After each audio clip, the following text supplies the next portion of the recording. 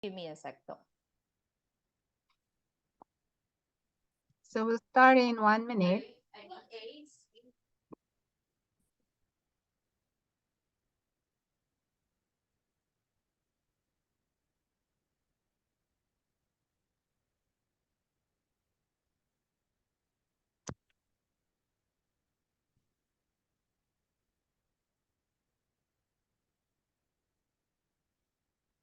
I'm just admitting.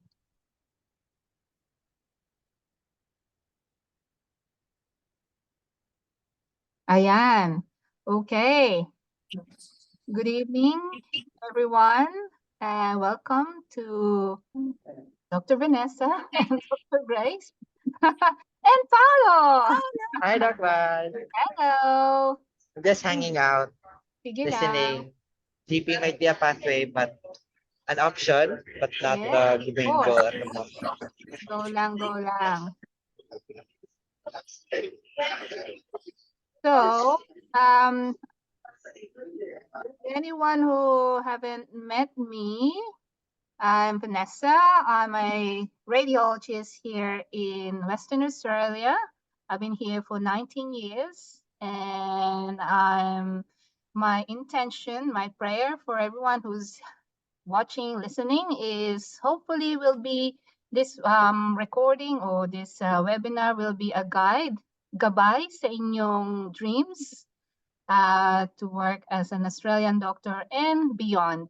And we're so grateful to have Grace, Dr. Grace, to offer this exclusive, exclusive chat, catch up. I have not met Grace at all. Yeah. This is the first time that we are meeting. And so I'm really, really grateful for her to offer her time and her expertise to, I'm just going to admit more, to shed some light for the many questions that you might have.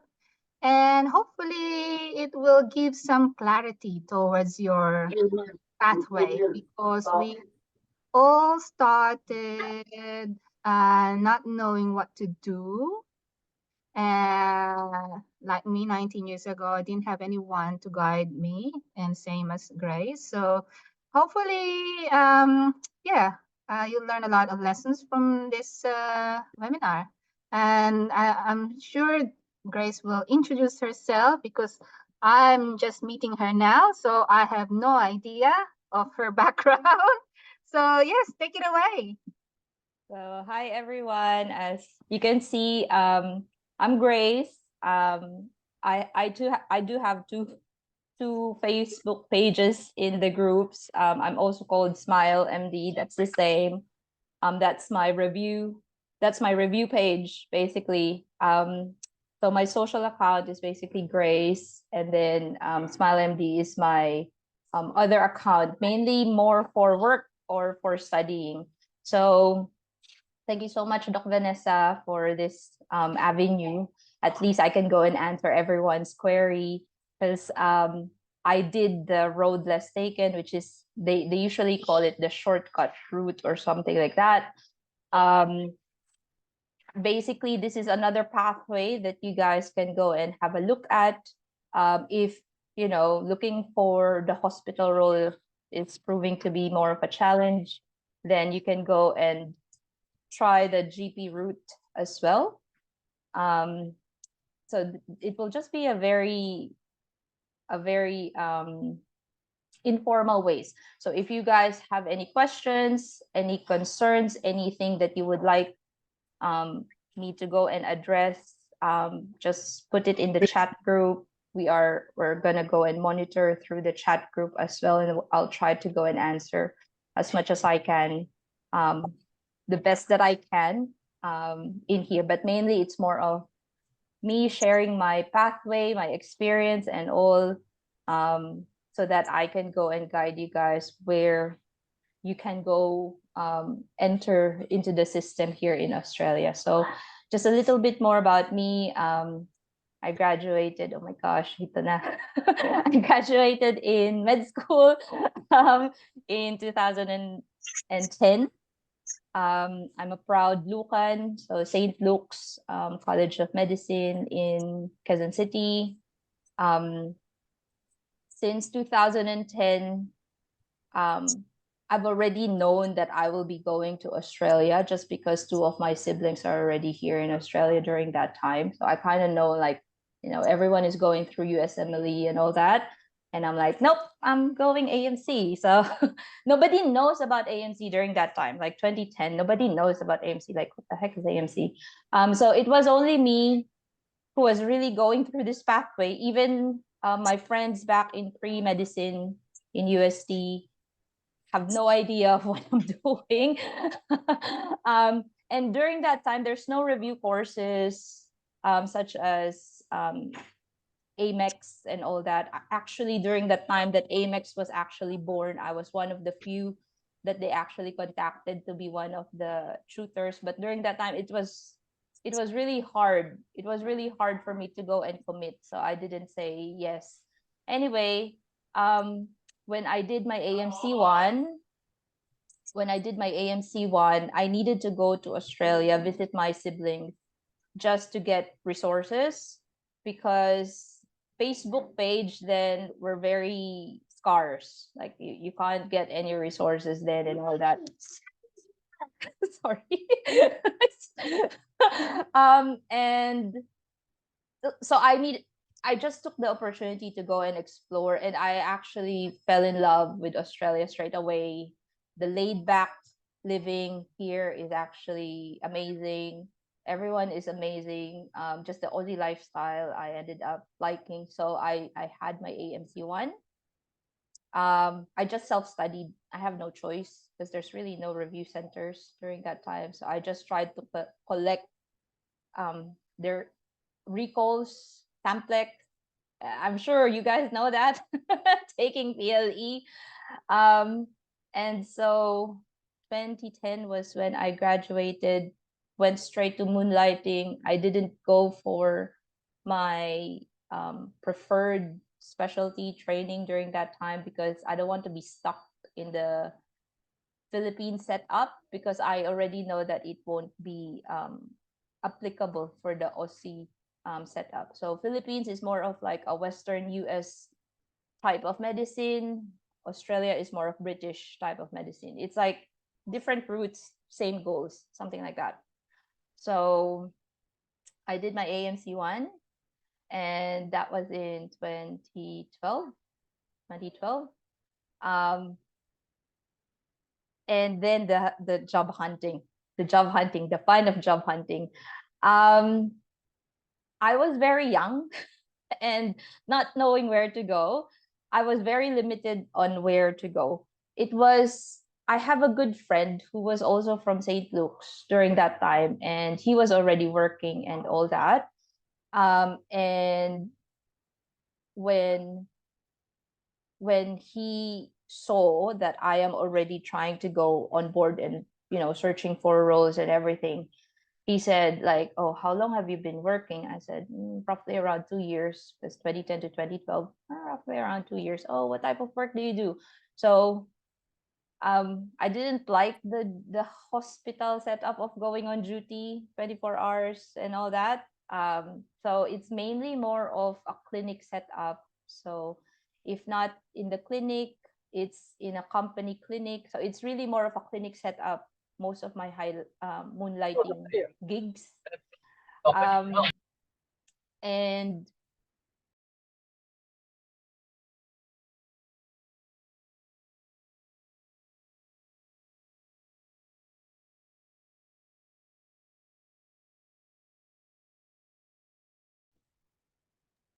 Sorry, na-mute kita. oops. Yes, sorry. Yes, that's okay. So basically, when he said like, "Oh, you're working for 2 years, continue working, while looking for a role. Don't stop working, because you don't want to have a gap." Um, but yeah, it should be easy, what you hear. It should be easy. You just go and put your CV and all that. We even went face to face, because he has had previous work role in that hospitals. It was just around Sydney that we ended up looking, and we ended up, giving out the resumes and all that, the CVs and stuff like that. But me not knowing any better, and me not knowing anything at all, he ended up looking at my CV, but I don't know. But I guess my CV is like the worst CV ever, because I still have my photo in there, and like no one even told me about this.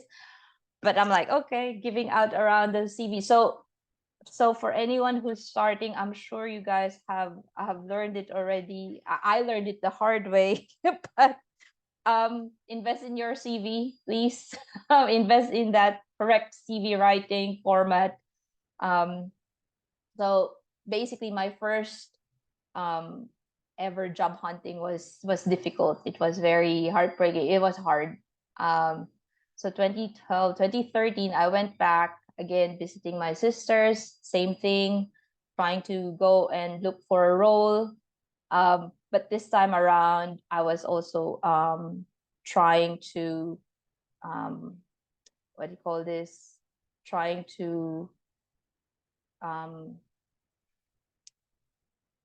prepare for AMC2 clinicals. So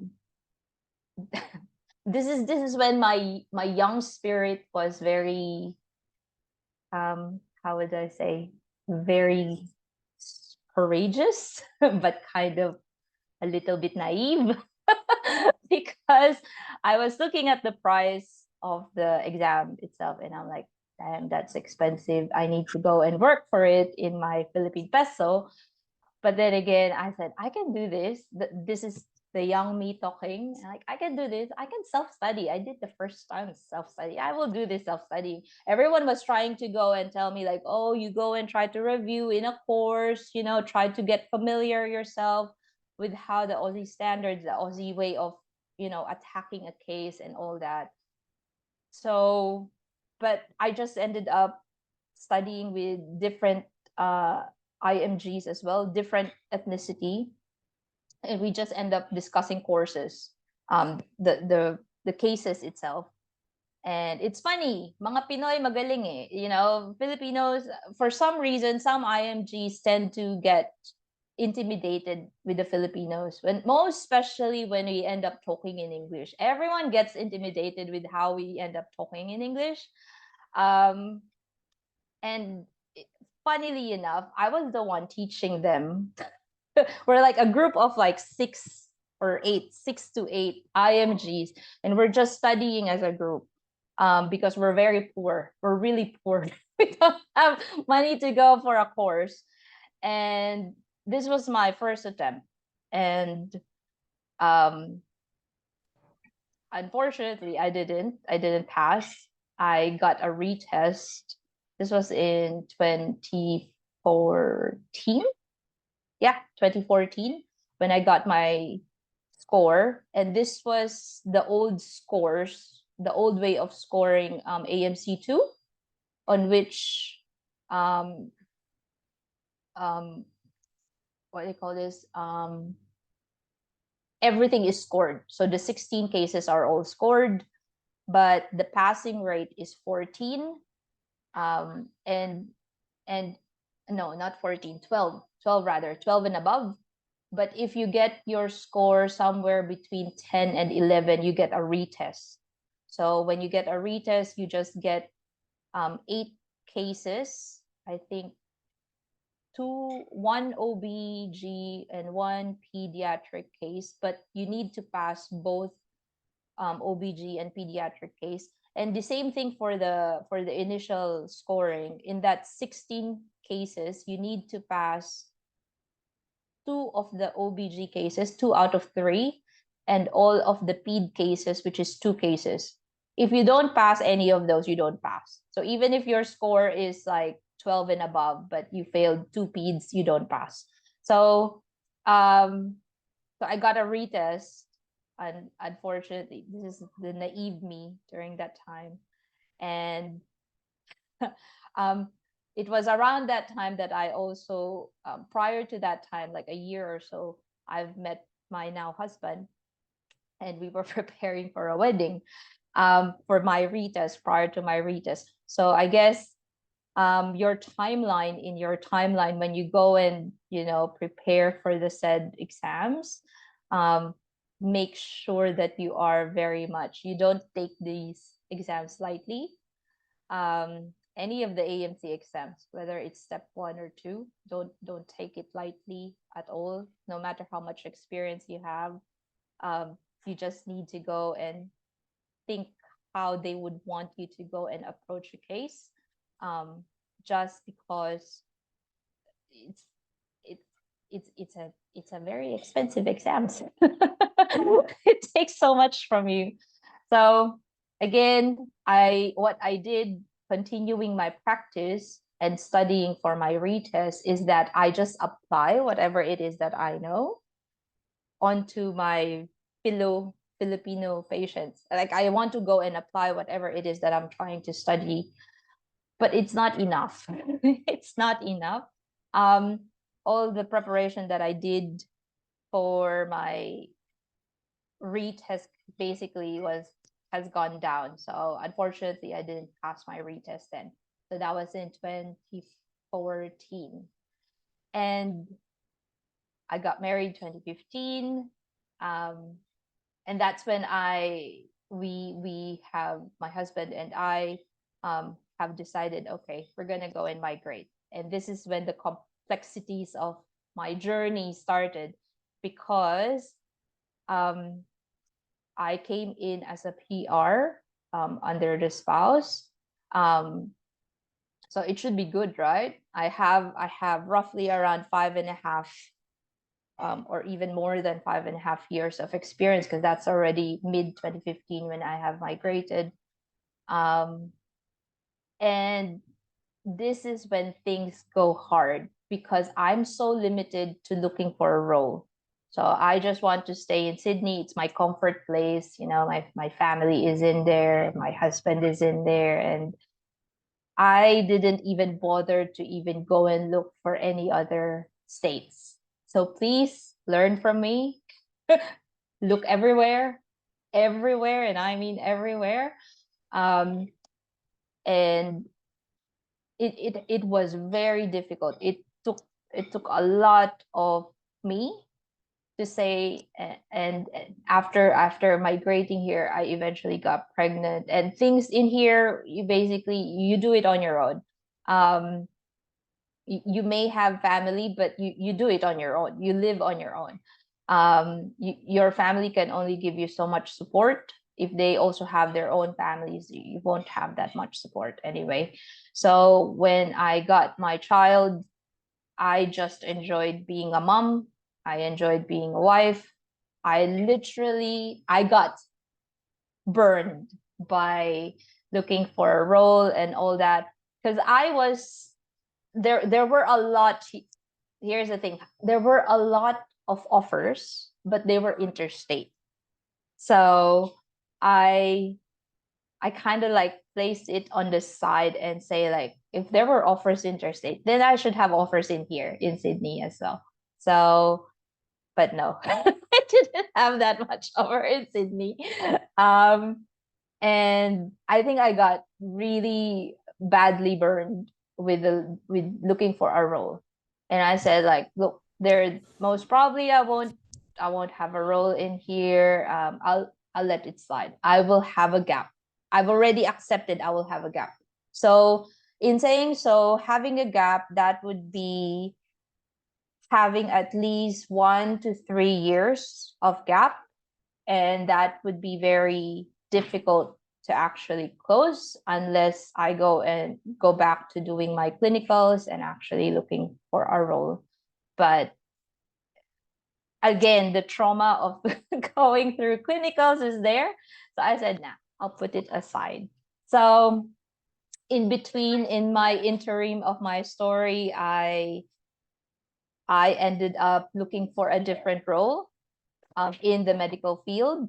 So I ended up doing any non-clinical, non-doctor role. I initially joined as a medical scientist doing bone densitometry examinations on patients, as well as a physician assistant role in as a casual. It's really just more of, I want to understand the system, I need to be in the system. So I got in that role initially. I was happy because I'm like, yay, I'm earning something. I'm not, I'm not really someone who is very dependent, most especially financially. So if you're someone who's been professional all throughout your life, it's one of those things that I don't want to get money from anyone. I want to earn my own. So I took that opportunity, and they will go and always ask that difficult question: why are you applying for the role? You're overqualified. You're a doctor. Why are you applying for a role? So it's really more of how you go and basically tell your story as to why. And I just told them, like, look, unfortunately, I'm in a catch-22 kind of a case. I'm having my gap, so it's kind of difficult to look for a role, but at the same time, I'm limited to staying in the city because of my husband's role. But I still want to understand how the system works, so I just take everything as a learning curve, as a learning experience. Up to you if you will go and take me in, but I'd like to go and learn from here. As you know, as you can see, I'm a doctor. I easily learn things, and I'm a learner in that sense. So, ang lakas ng loob ko, no? So, it's more of like, you can't go and step down from it. You need to have that confidence to go and answer these hard questions, and it will always be there. I think during my non-clinical role, initially I've been having my self battles, and I know a few of you who are already in here in Australia, whether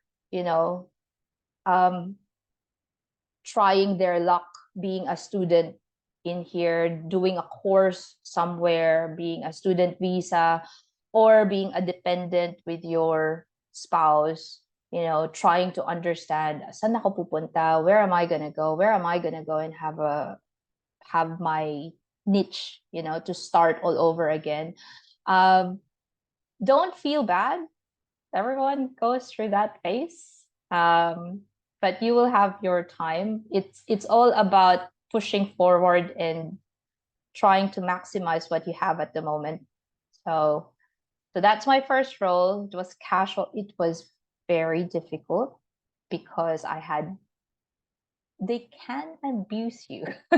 It's not a good experience, but it was a learning experience on my end, just the same.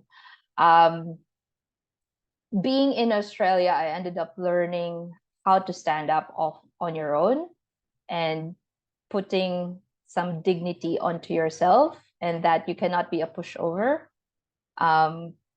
You can go and talk to them in a very professional manner, compromise whatever conditions that you would want compared to what they would want. And both of you should have that agreement as an employer and you as the employee. So from there, my next roles would have been just in, again, non-clinical roles. So mainly more on the medical admin role. I tried to look for a medical liaison, as a medical liaison officer, and I tried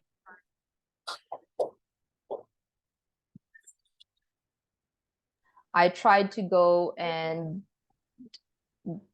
work in the hospital and clinical setup, just for me to understand everything, basically.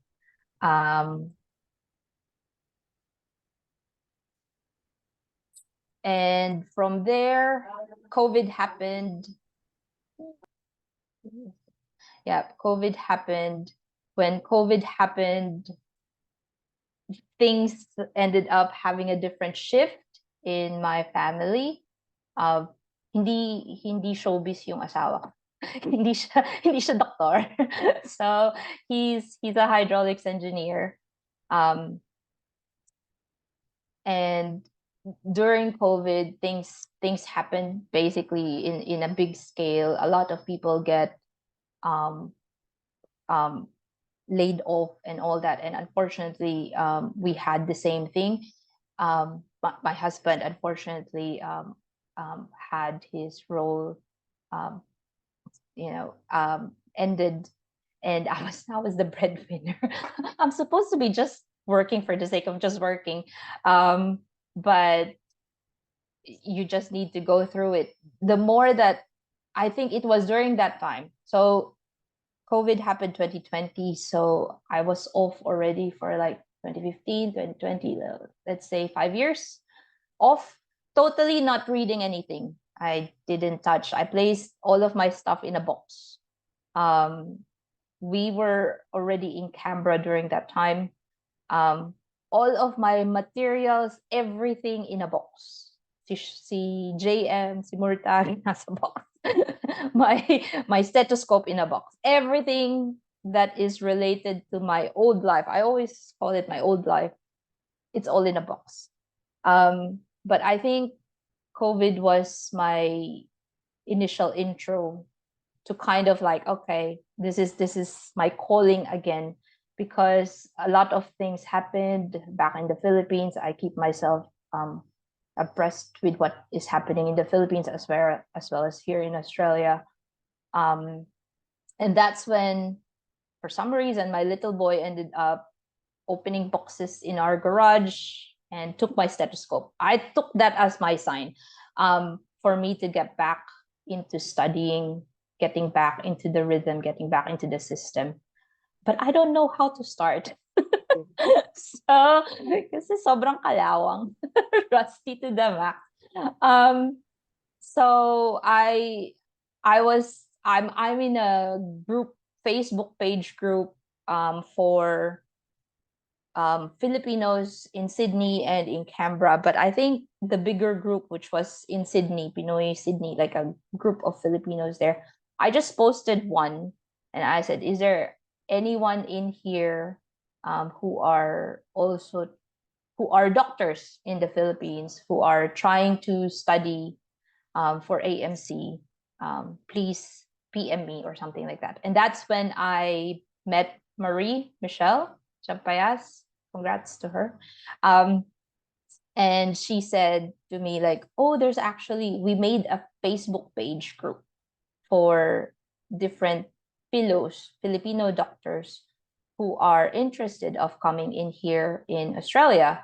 And I'll add you to the group. And I said, oh, that would be great. And that's when I posted as well in that page, after being added, is there anyone at all studying for AMC2? And that's when I met my study buddies, David, Mark, the admins. That's when I ended up meeting them. And this is me trying to study from scratch. It's hard. It's hard. Oh my gosh. I'm like, I used to learn this. I'm looking at my books. I've read, because I studied for AMC 1. I've read JM. I think JM is the only book. JM is an easy read, at least for me, because the fonts are big. It's lots of photos, colorful, and all that. I studied that book from front to cover for my AMC 1, because I studied on my own. And I was opening it again after how many years? After more than 5 years. And I was opening, I'm like, wow, am I that OC studying my things before? I have so many post-its, and I'm like, oh, how is this? It's like reading it all again in a brand. It's like as if I've forgotten all of this. It's totally rusty. But you just need to. And this time around, I said, I can't do this alone. I will go and enroll myself in a study in a course. And that's when I enrolled for IMGs after hours, just because they're the only ones who have after hours courses, review courses. So I did that. This was 2020, 2021. The whole of 2020, it was canceled. AMC2 was canceled. So my plan was, okay, so for those who are trying to go and close their gap, doing the standard pathway route, please do your AMC2. You have no choice. it's that's the only way you can go and close it. Please do your AMC2. Just put your perspective in the employer's train of thought. Okay, I am an employer. I'm going to employ someone who is a doctor, trained overseas, yes, has an experience, yes, but has a gap. They have a gap and they only have AMC1. How are you gonna go and have that confidence with this doctor if you can't go and finish the whole AMC? So for those of you who has a gap of 2 to 3 years ongoing, or even more than 3 years, the moment it hits 3 years, you need to have recency. So you either go back to the Philippines, get your recency back, or basically finish the AMC2. You still can't get out of AMC2. You still need to do AMC2. You're just gonna go and basically delaying the pain. You still need to do AMC2 just because you need that certificate. So my plan during that time, because I have a big gap, it was counting on 5-6 years ongoing. 2021 is I need to close my gap by finishing and getting my AMC cert, my certificate. So 2021, I did my AMC2 online. that was the first batch of online cases. So everyone was just trying to understand, how are we going to do physical examination in an online setting? Everything is verbatim. So if you're, how you go and talk, you're not very good with how you go and convey your thoughts, and adding anatomical landmarks in it, it's gonna be as like what I did. I just stuttered. I stuttered somewhere, but I know how to do it physically, but I'm like, I don't know how to go and say it. So unfortunately for my 2021 attempt again for AMC2, I failed. My score was 9 out of 14, because there are 2 pilot cases then. So 9 out of 14. I was 1 point short for the passing. And I said to myself, like, if that's the case, I have a chance. That's me. So I, of course, it's hard. It's difficult. It's painful. Of course, I grieved, but for someone who has a big gap and tried to study again everything from scratch, tried to go with the courses and all that. One more reason why I did IMGs is because Alan Roberts becomes my reference. So as long as I have an Aussie reference, I feel like, okay, this will be good for my CV, something like that. But even then, it was very difficult. With the course that I have, don't get me wrong, IMGs is really good, but it's just difficult to have different tutors, mentors who can teach different cases, because they have different ways of approaching cases. So that for me was very difficult to take note. But even then, they have amazing tutors in IMGs. So that's something that if you guys are thinking of, that's still a good thing to go and take note of. There's a lot of review courses in there, by the way. But knowing that I was that close to pass, I told myself, no, you will take again. You just need some time to kind of like push again. So 2021, 2022, back to 2022, I went back to work. In between, I have my own challenges because I was dealing with my mental health because of a different experience in work. Eventually got myself back into the track. And 2022, whenever I go to an exam though, like siguro mga 6 to 8 months in advance, I go and tell my boss, my practice manager, my supervisor, whoever it is that I am working with, and I go and tell them that I have another exam. I have another attempt. So I'm just letting you know, the moment I get a date, I will be off. I don't care if you don't pay me. That's fine. I will be off. I don't care if I don't have any more leaves. You don't pay for my days, but I will be off. This exam is very important to me. So that's also another thing. If they know, and I've always been blessed, if they know that um, you you are in this situation, that they know that my background, they know that I am a doctor back in the Philippines. Siguro yun din yung reason kung bakit nila ako kinuha kasi ang bilis ko makipag-usap sa pasyente. But they always caught me off guard and I'm like, Grace, no advice. And I'm like, yep, no advice. I know my limitations. I can't go and say advice. But it's very easy for us to go and talk to patients. You go and use whatever plus skills. These are your soft skills that you use to be better in whatever role you have. So my practice manager, I've always been in a clinic setting. I had one hospital setting one time, but after that, it's always been a clinical setting. Has been very supportive. And I used to kind of put myself in the backdrop, and just be invisible, most especially to the rest of the doctors, because I don't want them to go talk about my old life, because I don't want them to think that I'm not doing anything for my role. But I ended up learning that these Aussie doctors that I ended up working with are actually very supportive. They give me tips, and they gave me connections.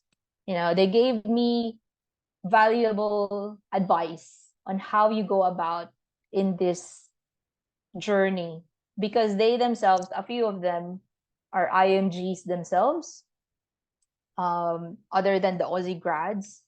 And they know how difficult it is for us IMGs to go through this and for them to start practicing. They know how tedious and long and unpredictable the whole journey is, and they gave me valuable tips.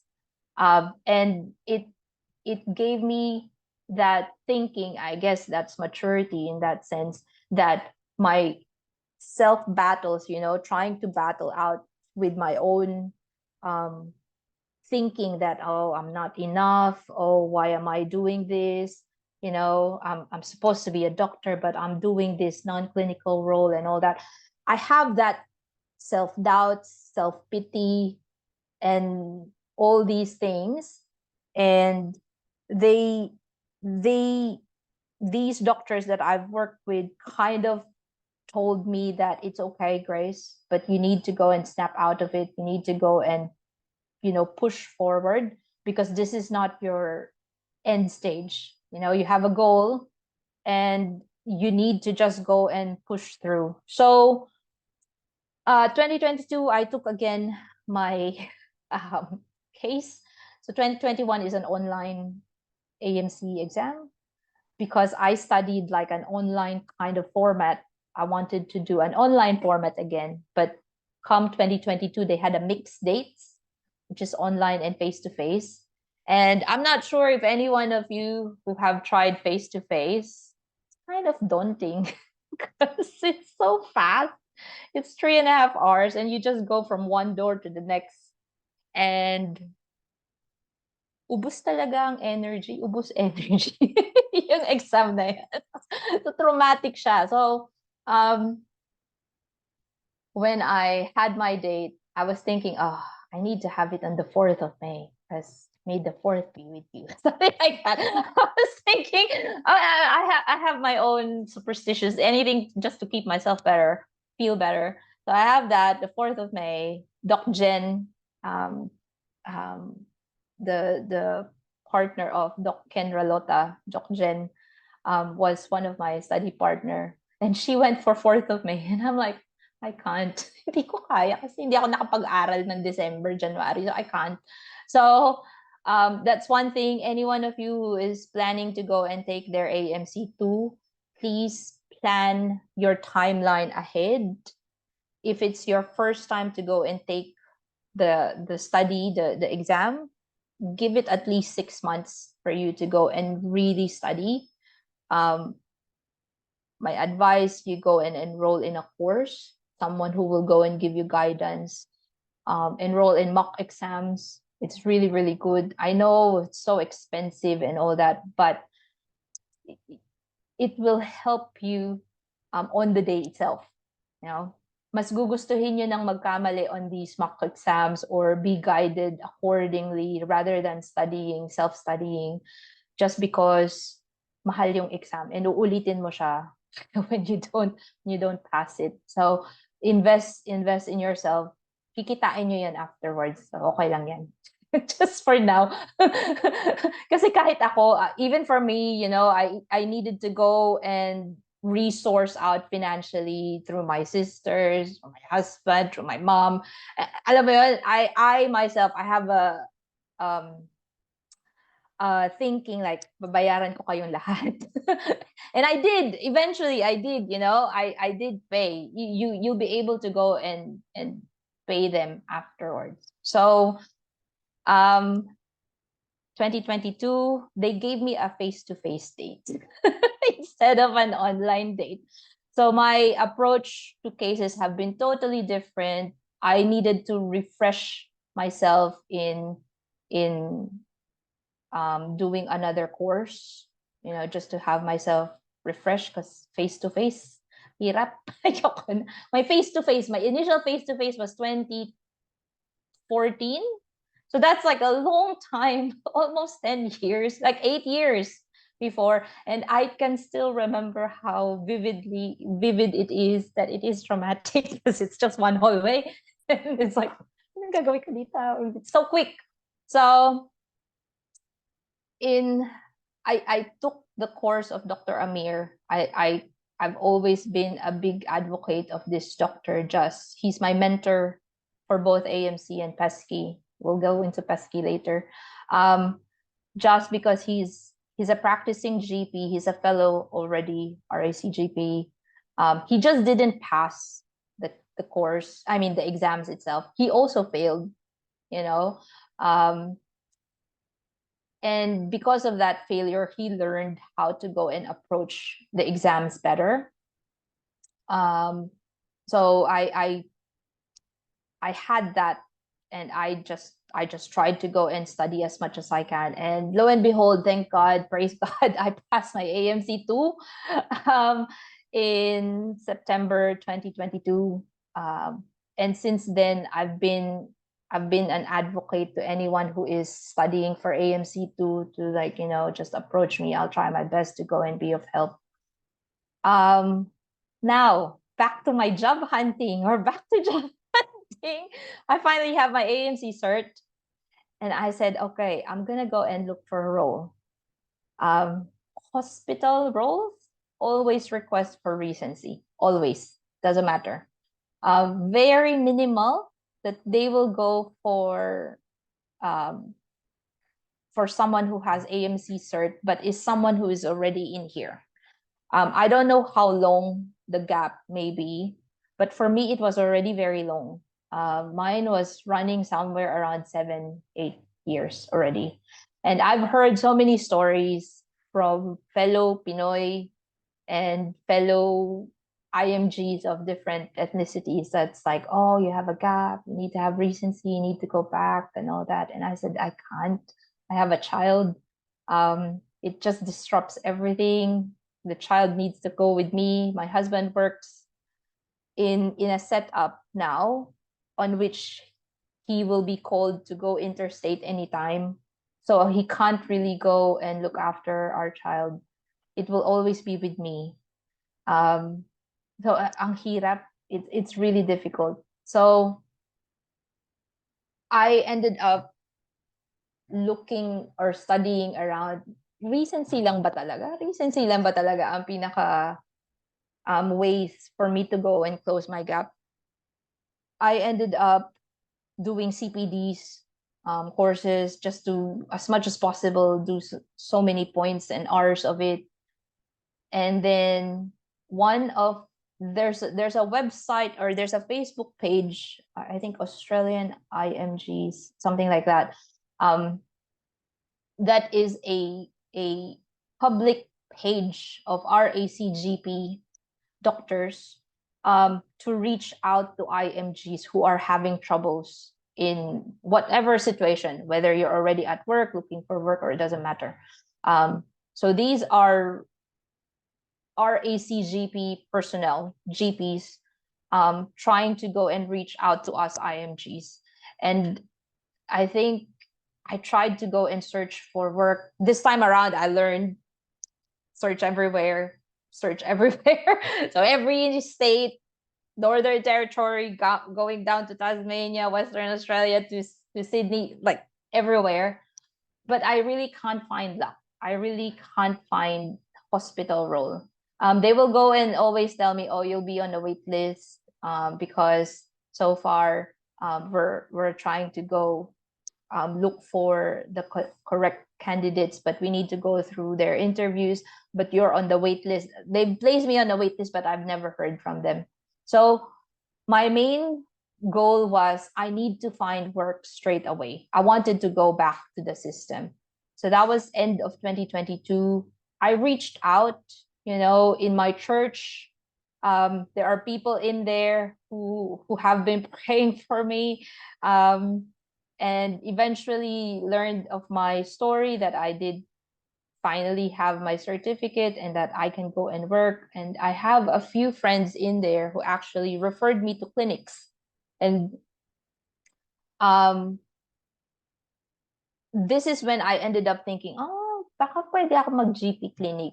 Because I've heard of it, but I don't know the process. Baka pwede ako mag-GP clinic na straight, GP route. Because I've heard of this shortcut route, but I'm not familiar at all with the process. So I tried to read about it. It says that I need to go and have an offer, a job offer. There needs to be a level 1 supervision, and there needs to be a fellow GP who can actually give you that supervision of level 1. So luckily, somewhere around December, November 2022, I got an offer. It was so quick. I'm like, oh my gosh, it's so quick. I got an offer straight away in a GP setting near Canberra, where I live. And it was just outside of Canberra, north of Canberra, going to Yass in New South Wales and Maramabatman. And I looked at it in the health workforce locator, and the MMM, it's an MMM4, MMM5. I'm saying, perfect. It's within that MMM 2 to 7. And so for anyone who is thinking of this route, always take note that there is there's limitations. Give me a second.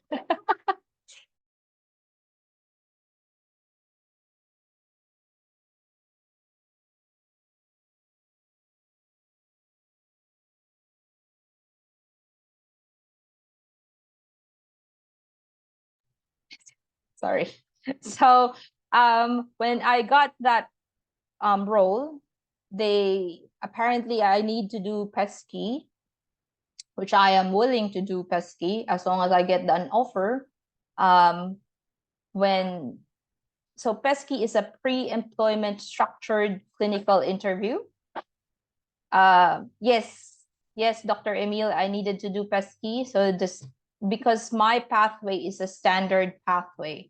So basically I did the AMC, whether it's step 1 only or both. doesn't matter. That is my pathway. It's a standard pathway. So I needed to do pesky. If you are going through the GP clinic route, through the specialist experience pathway, which is RACGP PEP specialist assessment pathway, for those who are FAMMed diplomates in the Philippines, you have your experience as a FAMMed diplomate in the Philippines be assessed by RACGP. Go for it. Get your assessment. Most of the time, they will go and assess you at level 3 supervision, and you don't need to do pesky because you've already done the specialist route. Basically, you're going through the specialist route, so you don't need pesky. I think even if it's competent pathway, those who have done in their experience in UK, Ireland, parts of Europe, that area, if you are going through the competent pathway, again, this will be dependent on what APRA will go and request. They may ask for what do you call this? They may go and ask for a pesky, they may not. So for competent pathway, they may still ask for pesky. So yes, it is FSP now, David. PEP is already phased out. Yes, that's true. It is now FSP, but the RACGP assessment, experience pathway assessment, previous experience pathway assessment, or PEP assessment, they just use the term as it is. If already have Gen Reg, do I still need to do pesky to join GP training? That will Gen Reg.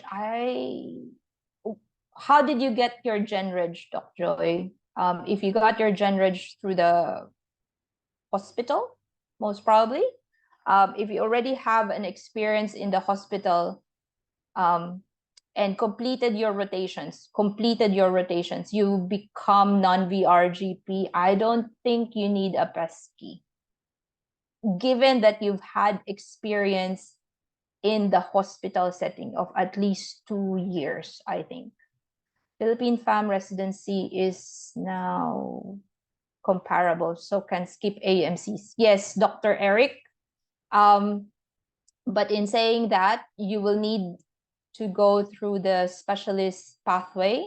You need to have your, you need to be a diplomate, not just a FAMMed graduate or resident of FAMMed. You need to be a diplomate. You need to finish your Philippine FAMMed diplomate exam in order to do that. If you have only done FAMMed residency and you didn't do the diplomate exams, you will still need to do the AMC. It's still a standard pathway. If you have less than 3 years, gap 2 years, would you still need to address the gap? Tricky. That will be dependent onto your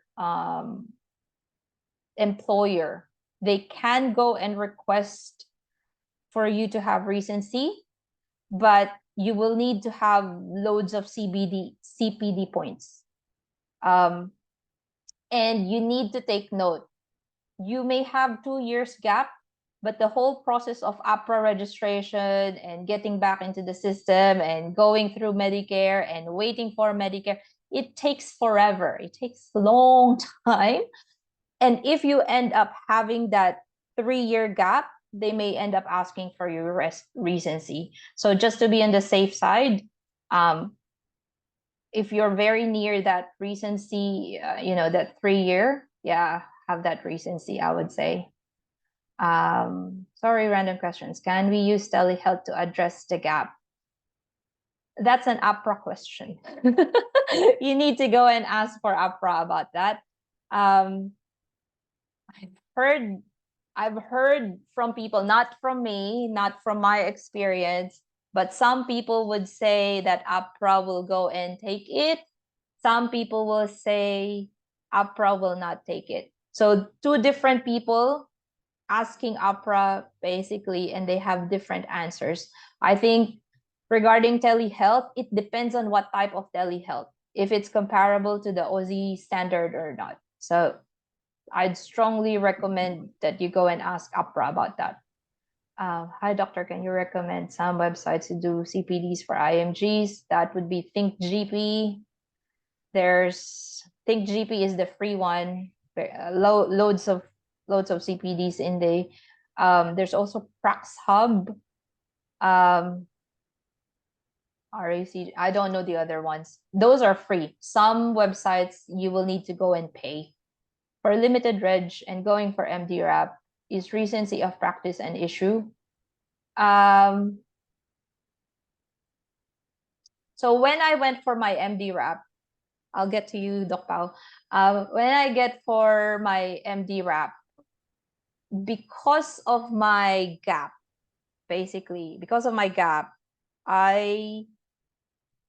it's already 2024. So when I tried to apply for my registration was last year, 2023. My last experience in the Philippines was 2014 to 2015. If I go for an RACGP assessment of experience, they will only cover 10 years previously. So that will be 2023, 2013 to 2023 if I did my RACGP assessment. This is just experience assessment, not specialist experience. Okay. Okay, I need to clarify that. There are two ways that RACGP is doing their experience assessment. One is just, do you have any experience at all as a doctor? And the other one is, do you have a specialist experience as a doctor? So the one that I'm saying as a specialist pathway is for diplomate of FAMMed. That's a different pathway at all. That's a specialist experience assessment. The one that that covers me is just an experience in the past. Have you had any experience in the past? And for me to do that RACGP experience assessment, they will only cover 10 years from now till 10 years ago. So 2023 was when I applied for APRA.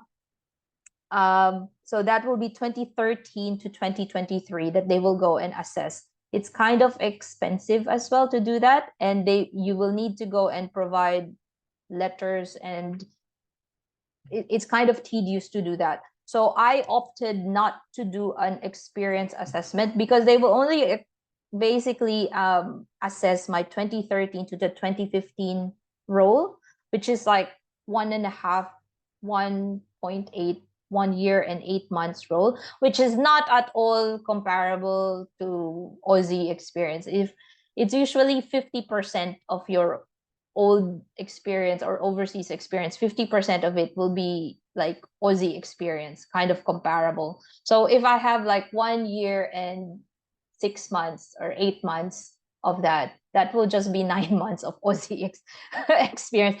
It doesn't make sense. So I said like, nah, I will not go for assessment of experience. And is recency of practice an issue? Yes, because I needed to go and do a return to recency plan on which, because I don't want to do recency anymore. I don't want to go back to the Philippines because it's very complicated for me. My employer, my supervisor, when I did my interview for him, this is not the first role that was offered to me in December. This was a succeeding role. That one totally didn't work. They didn't give me documents at all for my pesky. It just didn't work. My supposed to be supervisor just said, nope, I don't want to supervise her. And will just not go and sign the documents. So I needed to go and look for another role. So that Canberra role was placed on the side, and I ended up looking for this role that I have here in Cairns in a different way. And when I had that interview with this supervisor I have, who is also my employer, I explained to him basically why I don't want to go back in the Philippines. Not because I don't want to, it's just very complicated. And he said like, okay, how do we go about with the recency issue? And I said, I did my research, I did my reading, and I said, there's a plan B, which is not what they would usually want, but it's still possible. and that is making a document of a return to recency or re-entry to practice plan. And my supervisor said like, okay, I've never done this before, but yeah, I'll go and give it a crack, something like that. So I was in a very supportive environment, and I think it was during that time that I said, okay, I'm in a good hands. I'm in someone's good hands. So because my supervisor doesn't know how to do the plan, I ended up requesting, he wants to do it from scratch, and I said I don't have the confidence to do it from scratch, because he said, okay, Grace, put something in there in the blanks.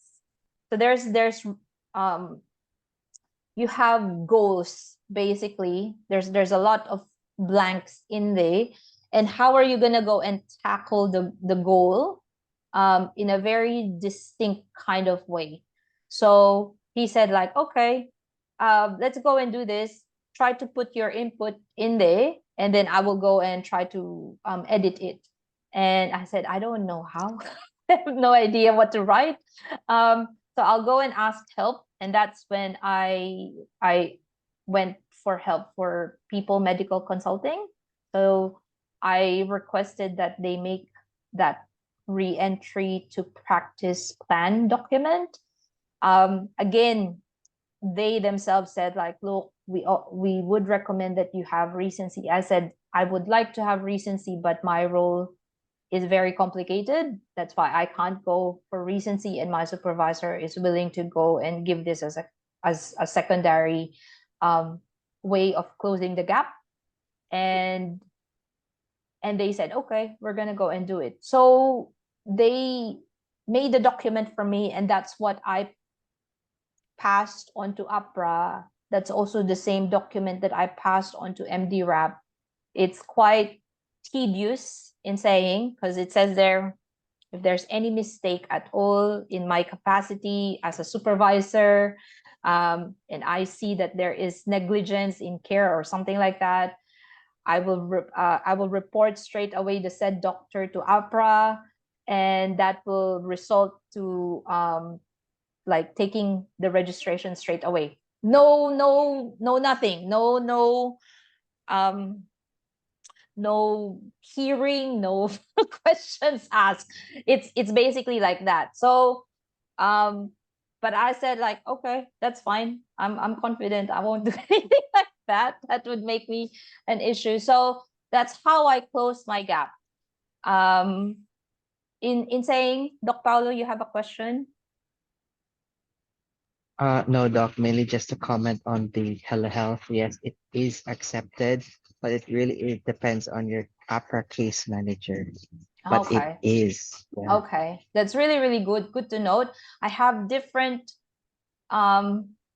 opinions from different people, because people ended up asking, APRA, and APRA, one officer will say no, it all depends on how it is. I think it really depends on how they would go and assess it, because It APRA depends will, also, Doc. It also depends on how you present the telehealth work. yeah, Because if you're yeah, just doing it, if it's a full-time thing, if it's like what the job entails, and that's how important making the CV, because yeah, you also submit that CV to APRA, and I think yeah, that's where they get some information as to accepting the telehealth as yeah. experience. Yeah, it's really how you present it to them, because they will do their own assessment. APRA will have their own assessment. And that's the reason why somehow I have that confidence that I don't have to do the RACGP experience assessment on my end, just because I don't have that much time frame if it's only 10 years that they will go and assess. So because APRA has their own assessment, they have their own way of assessing things, how you did your previous role before and all that. So in saying, yep, I did my pesky. I also studied for my pesky. Luckily I passed, and basically that's it. I did my APRA registration. It was so much quicker compared to those who are doing it on limited registration, going through this route, which is the GP clinic pathway route. Just because I have done the AMC cert. I have done the AMC cert, I have done my pesky. There's nothing else that they would want to go and request from me because I've done everything that they would want. So in that sense, I closed my gap by doing the CPD points, CPD courses, and doing the re-entry to practice document, which is something that MD-RAP also requested because that's something that they would go and also as an extra. Yeah. Yes, Doc Pao? So regarding the CPD stuff, how did you go about it before? Because to my understanding, according to the new APRA, what I received is that there's already a CPD home. Yes. Yeah, so Yes. for that one, those are fulfilling their gaps through their CPD. Would it be best to fulfill those with our current CPD homes? Because I think there's only two accepted, CPD home by AMA and Osler. Yeah. There's I'm not asking this for myself because I'm already in the system, but more of like for yeah. people coming. I do have friends coming in as well. Yeah. So regarding the CPD, if you're not yet in the system, it's kind of difficult to have that CPD home. You need to go and from even for me, like a CPD home that I know of is the one in our ACGP. But when I tried to do my own CPDs, is basically I collated all the certificates. And in the form, there's a form. I can't remember. In the form, I think it's also in the re-entry form. There's also a form for MD-RAP. Um, they are requesting what are the CPDs you have done in the past.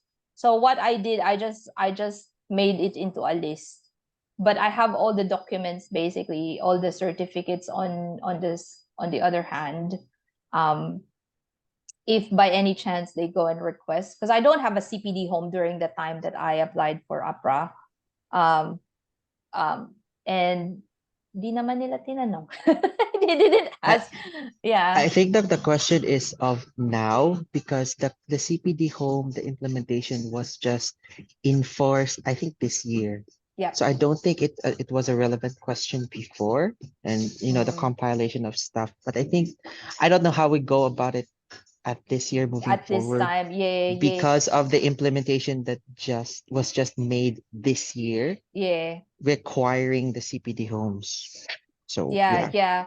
So from my very minimal understanding of the CPD home, it's very, very new, is you will need to go and be a member of one of them and have this one page on which all of the CPDs go straight directly to the CPD home, and it kind of calculates automatically of how much hours you have done, and you need to have at least 50 plus hours. Is it 50 plus hours in a year? Yes, doc, 50 Yeah. plus hours. Yeah. So in a year, um, from what I know, it's kind of difficult because you need to be a member for all these, and it's an extra thing. I'm not sure exactly how to actually go and answer that because it's very new, CPD home. From what I understand, you need to be a member.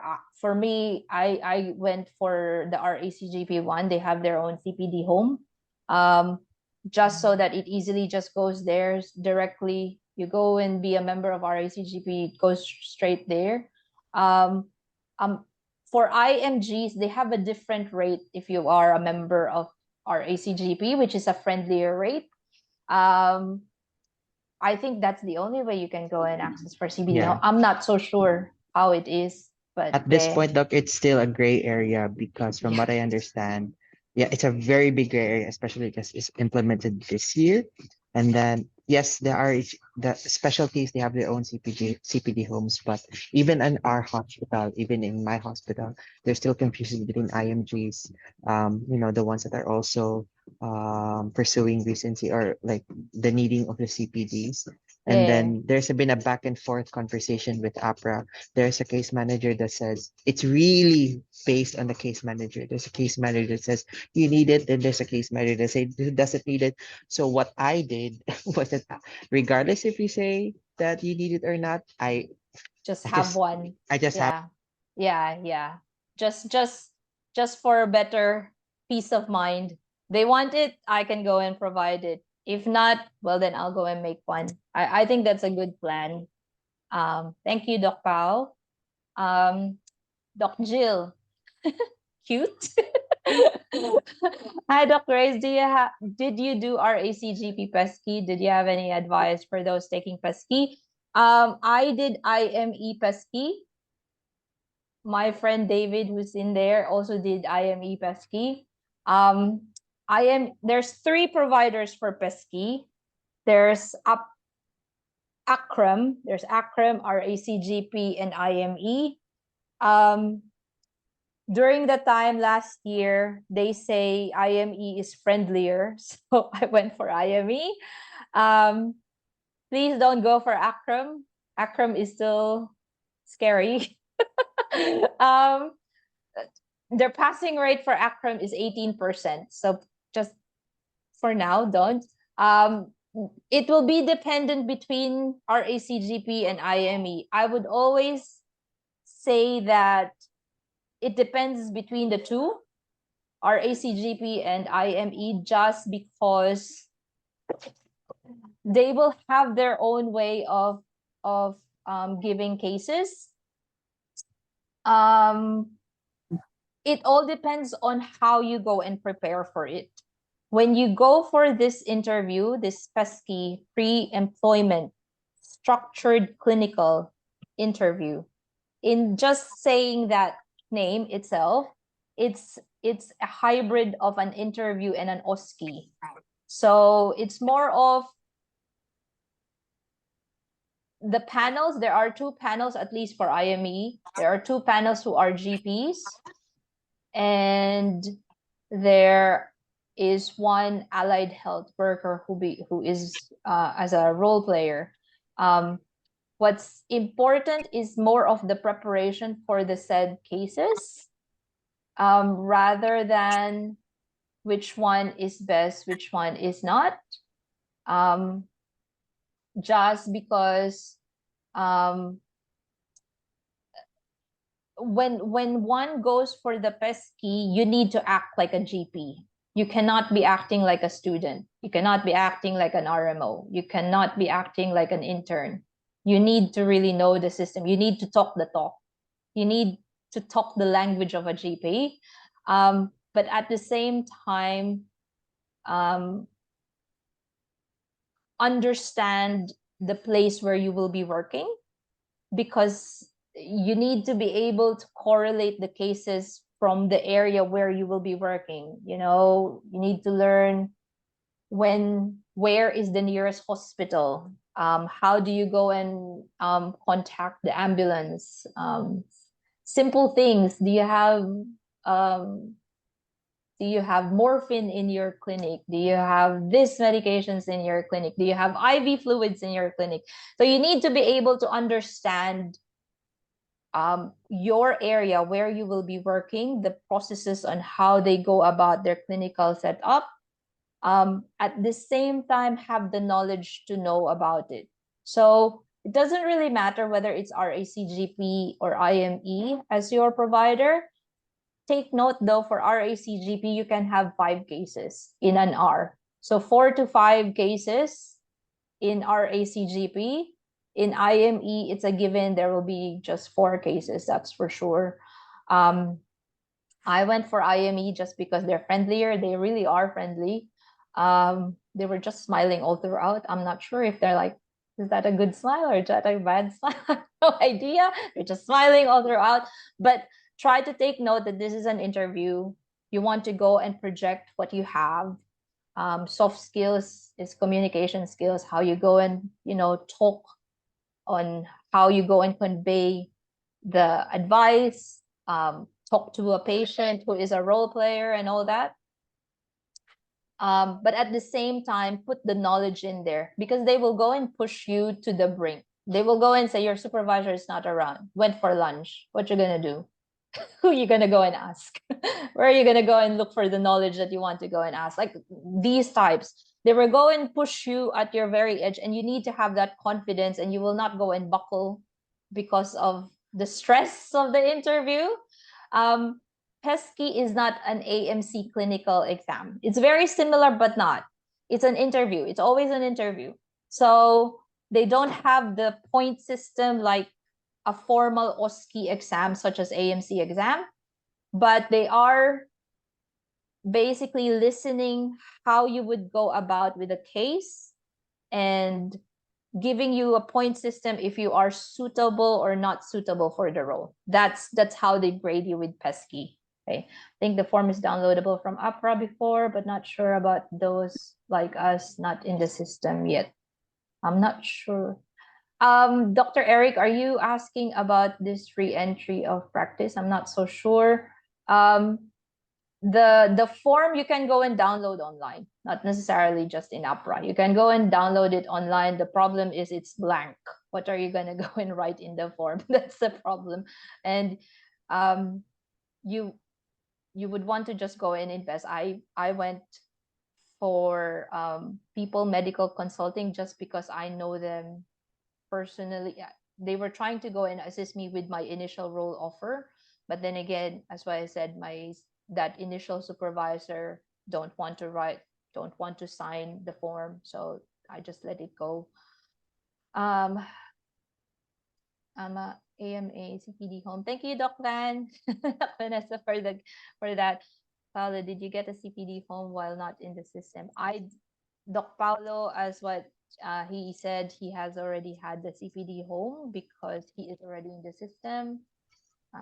So Yep. I ordered the CPD home because I ordered the system. The question is mainly if for those who are coming in, do you Yeah. need to have the CPD home? Which at the moment we cannot provide the answer Yeah. because it's still Okay. something that's very, very new. Like no joke.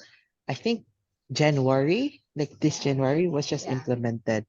Yeah, So it's only this year. True. yeah, That's I right. really wish that we could give an answer to you guys and help We you. don't know. But at the moment, we don't know. We'll Yeah. see how it goes for the year. Even my We will be co-doctors here, first. We will endeavor.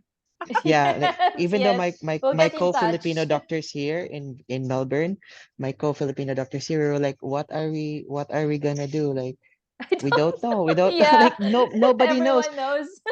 Nobody knows what's gonna do. So, and then our HR as well, our medical workforce, they're also confused as to what's gonna be done, and they're also confused if they're gonna ask it from the new incoming doctors that want to go into the system.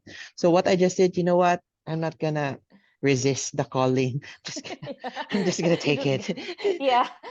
I mean, any medical costs, you know, for these type of anything, you know, subscription, whatever, you can go and lodge it to the tax for Yeah, because ITR.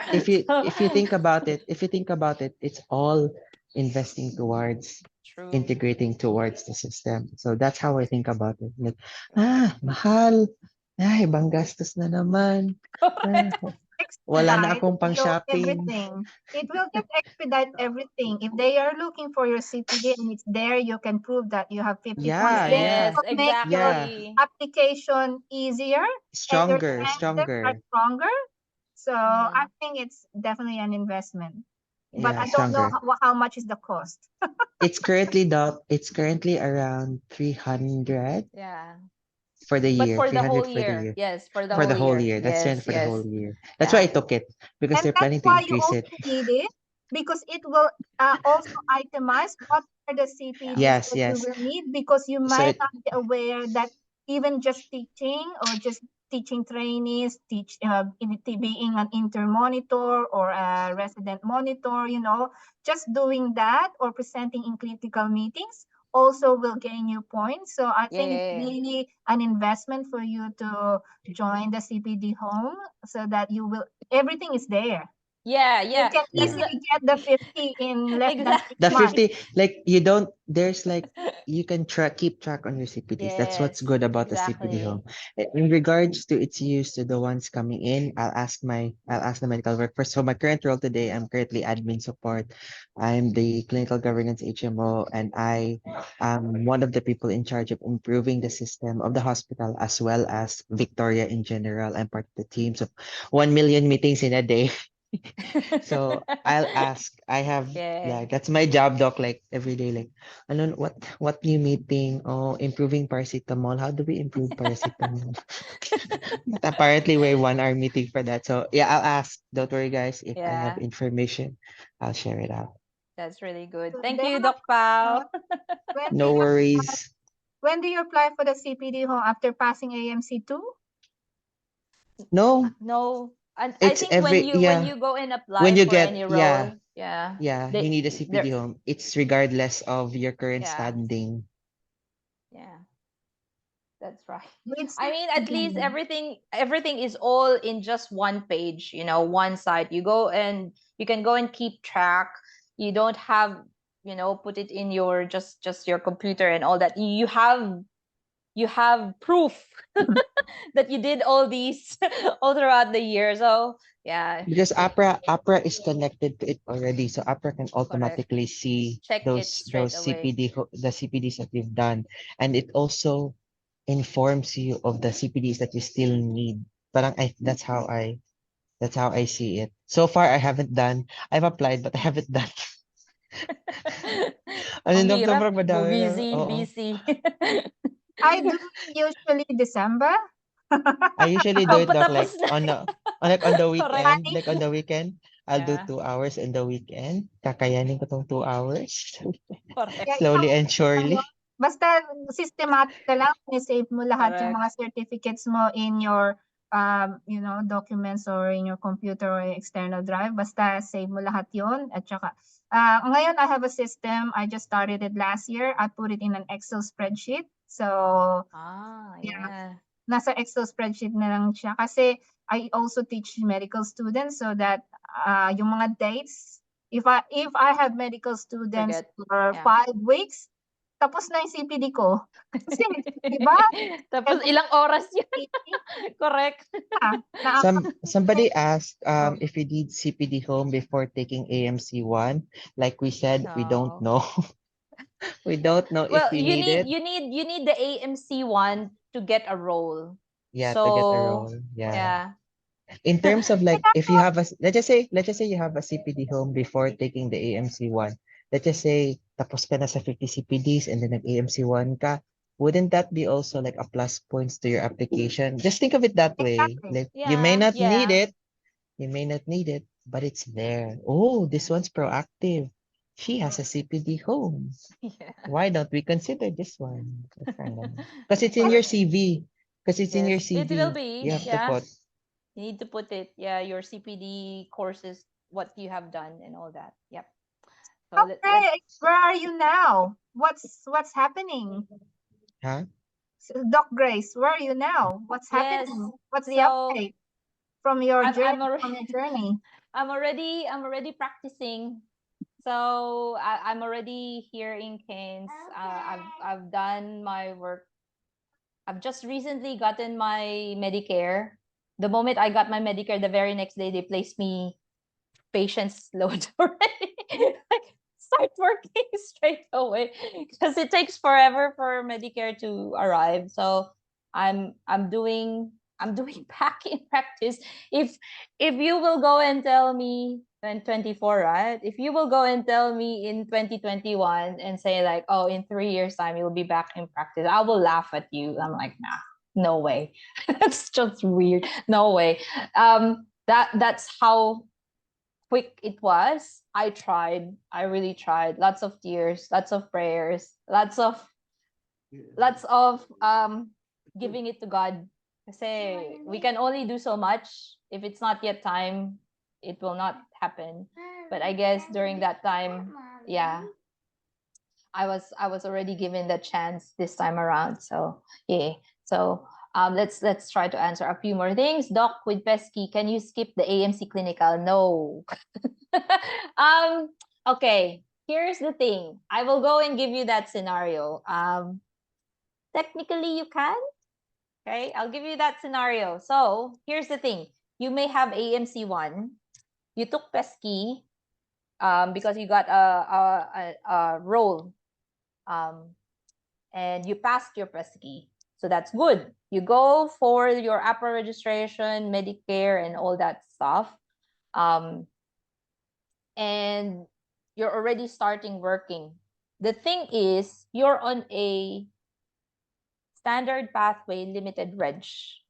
And your first year is under supervision year. You can't do anything. You can only stay in one clinic. You're on supervision year because that is the role that was given to you. Under limited reg, you can only renew it 3 times.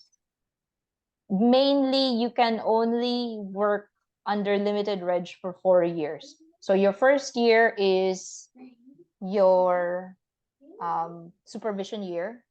Let's say you did your RACGP experience assessment, overseas experience assessment as having overseas experience, not necessarily as a specialist, but just having overseas experience. And they gave you, let's say, I don't know, you've been working for 8 years. They gave you 4 years. Let's just say, oh, you're good to go. 4 years is the minimum.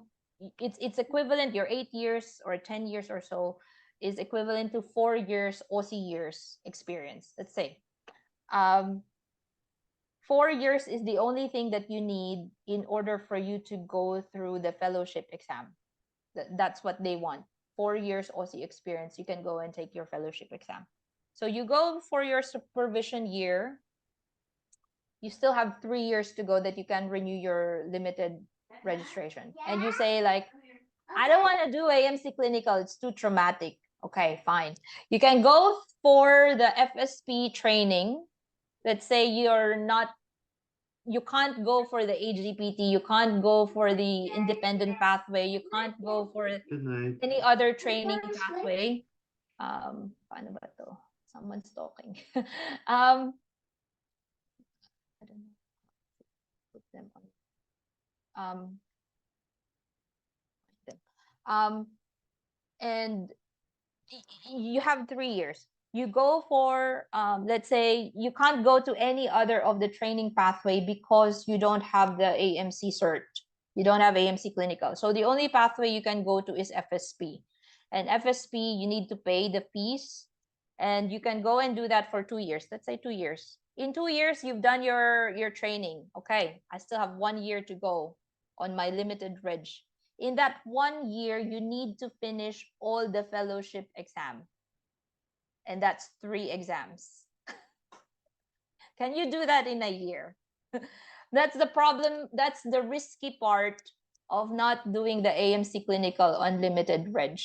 For someone who is on specialist pathway though, of course, they don't need to go through the AMC clinical. They need to go through the specialist pathway. And I think from what I understand, and please do correct me if I'm wrong, to anyone who's doing the specialist pathway route, GP specialist pathway route through the diplomate FAMMed in the Philippines, I think you come in as a limited reg, you're on level 3, you have supervision for that year, but after 12 to 24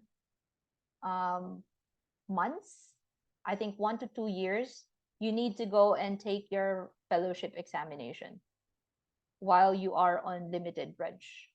And that's the same thing, same rule.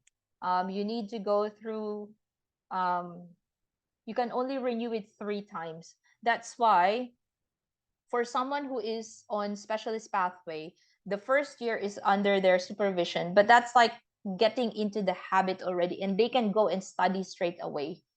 On their second year, they can opt to take already the fellowship examination or delay it 1 more. And they have 2 years more to go through, like a buffer. to go through and do the exam, the 3 exams for GP pathway. So yeah, it's possible, it's risky that you can go and skip your AMC clinical. It's possible, but it's risky. The problem is every time you go and renew your limited registration, APRA will always ask, what are you doing to actually progress from limited reg to going to gen reg? What are you doing? What exactly are you doing to actually actively progress your limited registration to provisional registration or to gen reg? They will always ask. And when you go and reach that last year of renewal, it's a 50-50 thing. They can go and give you an extension, or they can go and totally take out your registration and say, start anew. You need to go and finish your clinical exam. And that's when things will go difficult, because you just did your 2 years of fellowship training, and how do you go about of getting into that fellowship again if you haven't done your clinical exam? So possible but risky, up to you. I wouldn't say. So doc, what was it an issue finding a GP practice, considering that being on MD rap you only get to bill A7? No, it wasn't an issue at all to look for a practice. The issue is looking for a good practice that give you that support. There will be a lot of them out there, but you will need to find a practice that will give you. Here's the thing, in the GP clinic pathway there will be dodgy ones. There will be dodgy clinics, unfortunately. There will be good thriving clinics to actually bring you into the system. um, the dodgy ones are will go and say like, oh, come in here, we will go and support you and all that and stuff like that. We have all these and all that. But when you go and see your contract, it's not black and white. They don't give you how much you're gonna get in your salary. They don't give you what are your working hours. They don't give you um, how many supervisors you have in there and all that. So please be mindful of which role you are gonna go and look for.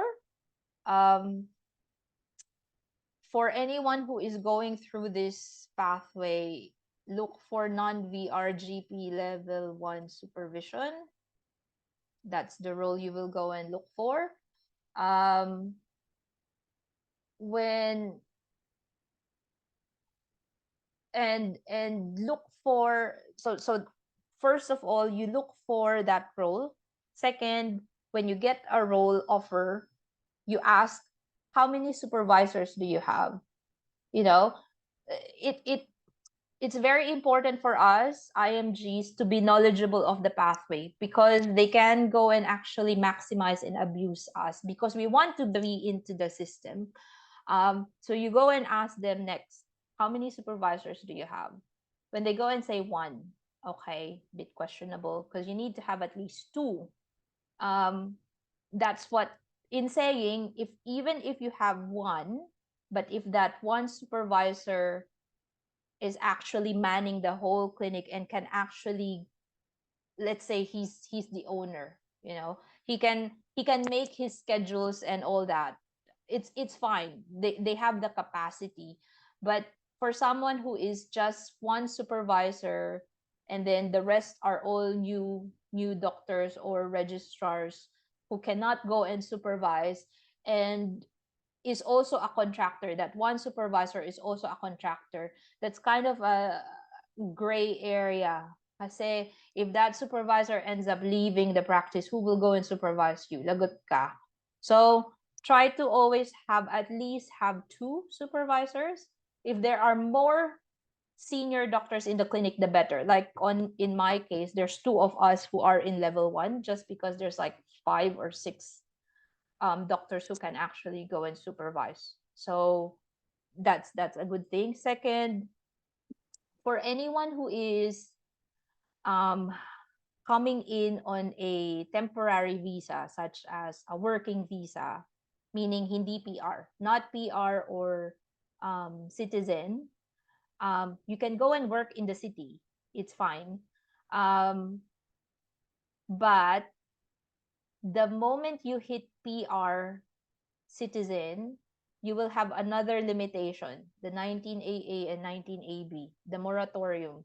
Um, so you can either delay your PR if you want to continue working in the city, but if you want to be in the city, you need to be in the DWS, the distribution workforce shortage, or area of need, or DPA, was that prior distribution priority area, something like that. So meaning This these are rate of workforce shortage. yeah. So these are clinics who are in the city, but they are unable to actually go and look for doctors to actually fill in the gap.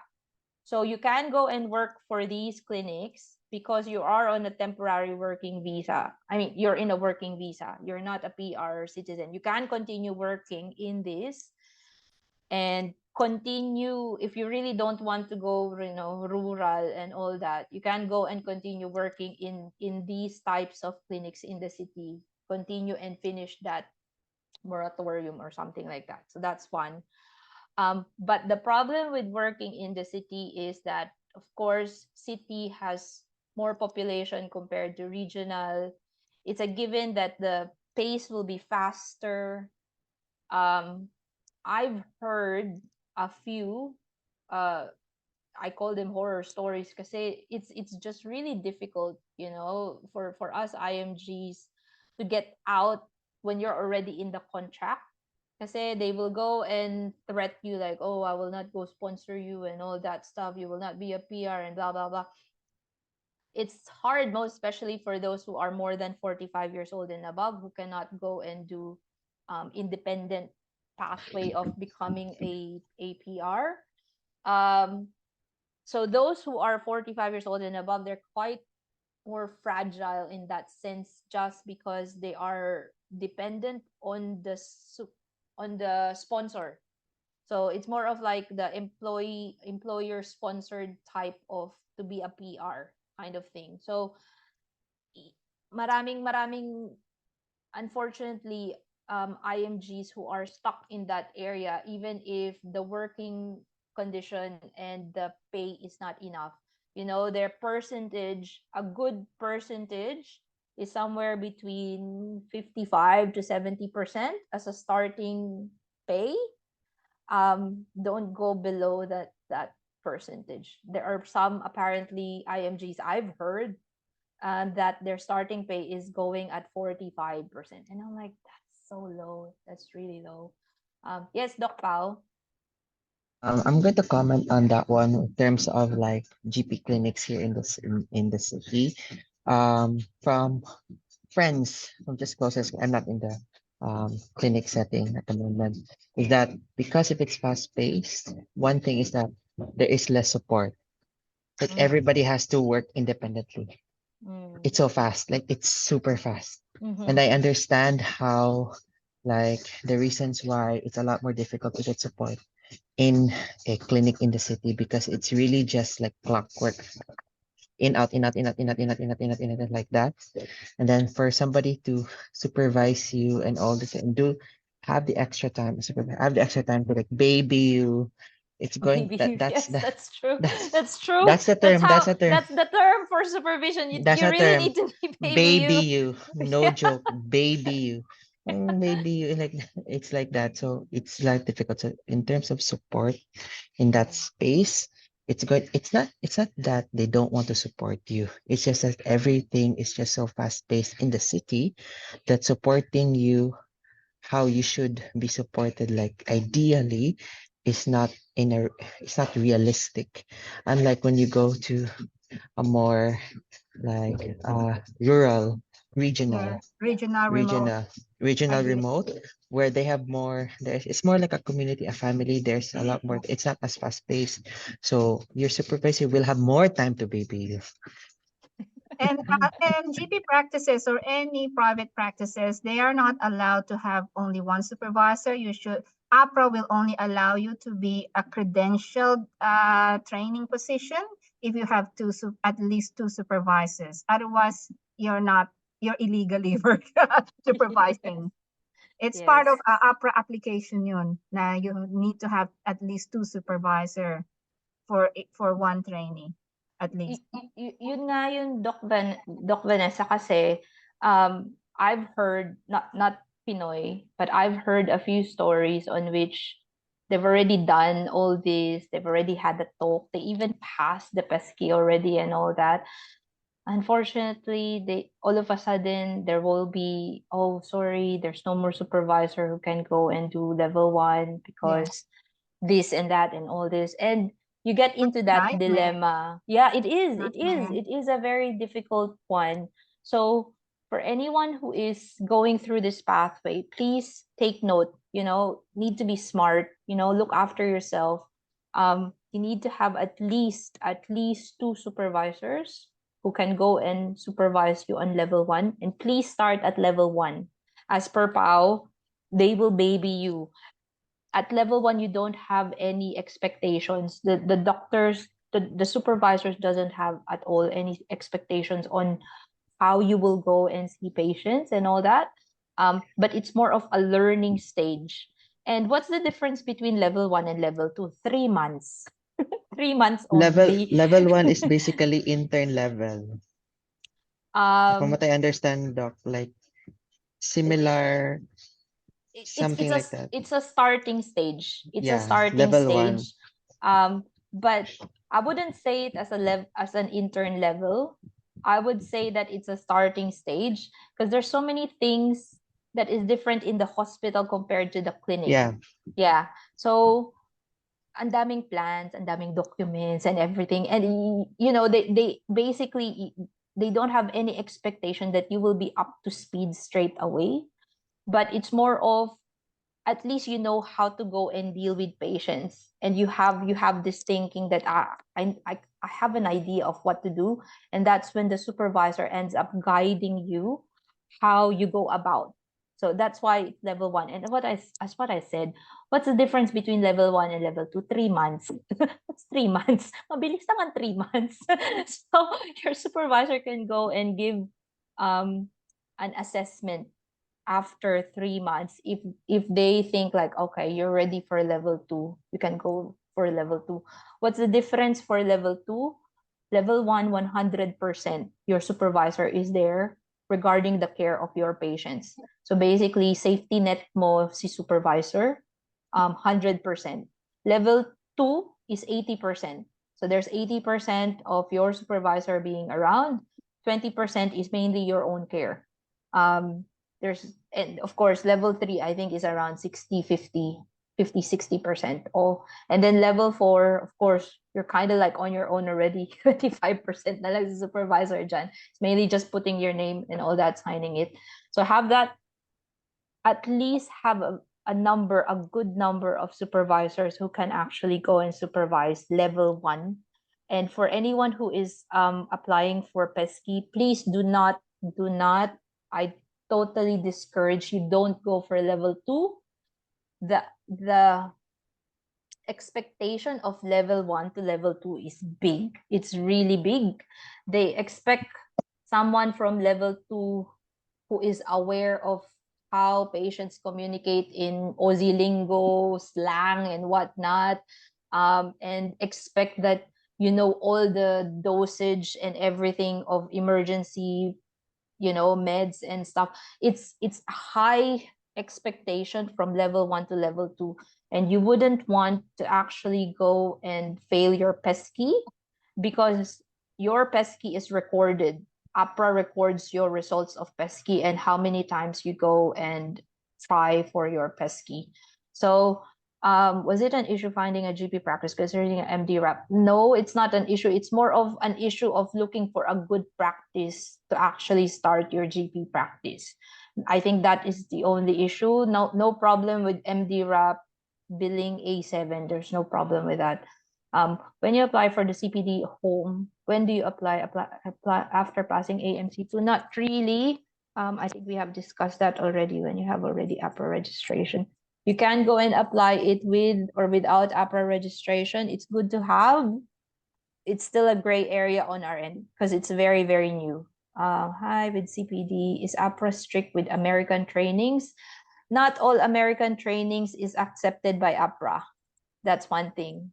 ACLS, spouse, and BLS, I think ACLS, spouse, and BLS will be fine as long as it's under American Heart Association AHA. I think it will be okay.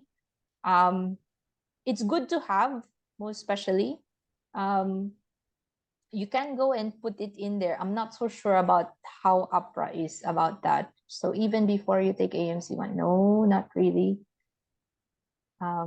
Go ahead, David, ask your question. So I guess Doc Pao, you highly endorse joining. We would highly endorse having the CPD home. It's good to have. If they go and request it, that would be nice. If you have the extra money, why not? Yeah, like I said, look, we don't know at the moment as to Yeah. its exact purpose for somebody who's not yet in the system. Its exact purpose, its exact weight. But you have to remember, your goal is to get in, whatever helps you get in. Yes, If it exactly. does help you get in, why not? $300 compared to the rest Oo that nga. you've been Oh, spending. yeah. So, Wala lang ano lang yan. yan, mag-moonlight ka na, call Correct. center ka na. Kaya, Ano yan? kayang kitain. Kitain mo na yan. Like, I'm just saying that at least we cannot give you an exact purpose for it right now at the moment. Unfortunately, and we're so sorry that we can't give you exact answers. But I feel like it does help in regards to you getting and landing a job.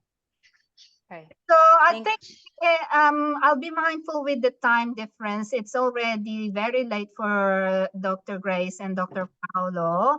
I think we are already nearing 2 hours of this chat. Sorry. We will probably have another session once we catch up with Grace and Paulo in the near future, and we'll try to answer the remaining questions, or otherwise we can answer it in the Facebook private group page, your questions.